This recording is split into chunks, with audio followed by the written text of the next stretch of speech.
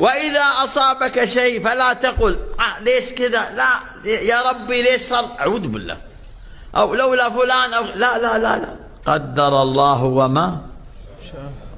وعد المحاولة مرة أخرى بإذن الله عز وجل. نعم، لأنك لو قلت لو إني فعلت كذا، لو ما جيت كذا، لو سويت كذا، لو تفتح عمل من؟